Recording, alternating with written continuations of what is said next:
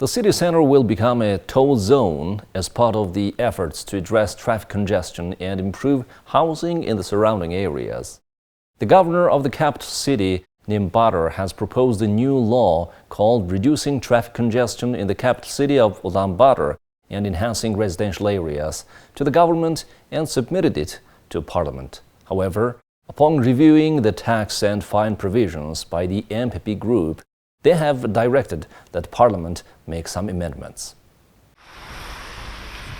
Nimbadar, who previously served as the Minister of Justice and Home Affairs, appears to be focused on legalizing critical issues in the capital city, such as traffic congestion and housing redevelopment, and implementing measures gradually. Several key provisions from the draft law that directly impact the lives of the city's residents will be introduced incrementally. This time, let's discuss the so-called paid zone. The draft law defines the traffic toll zone as an area designated by an authorized individual to alleviate traffic congestion, and it involves a fee to enter. The boundaries and time limits of the toll zone are determined by the governor of the capital city, and the operating procedures within the zone are subject to approval.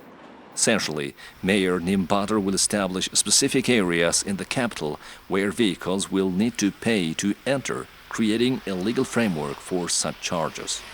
According to the law, car owners and drivers can enter the toll zone once a day for free, but they will need to pay for each additional entry beyond that.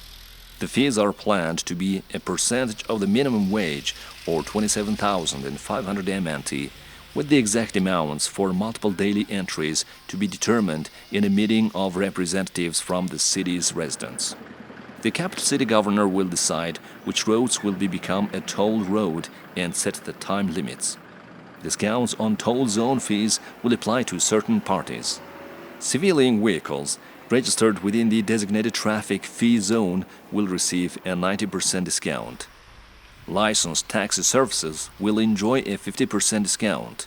Certain parties will be entirely exempt from a toll zone fees. Law enforcement and national security organizations using special signals, entities with special national security functions, healthcare facilities, utilities, communication services, emergency services, urban development and maintenance, insurance emergency services, and technical control and road maintenance vehicles. Vehicles for disabled children under 16 requiring constant care, deaf individuals, dwarf citizens, and disabled individuals in need of continuous care. Directional vehicles, school buses, kindergarten buses, and employee transportation.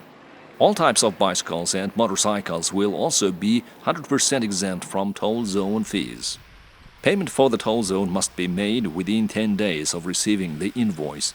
The draft law also specifies that if the traffic fee zone fees are not paid on time, the relevant funds can be deducted as outlined in the value-added tax law.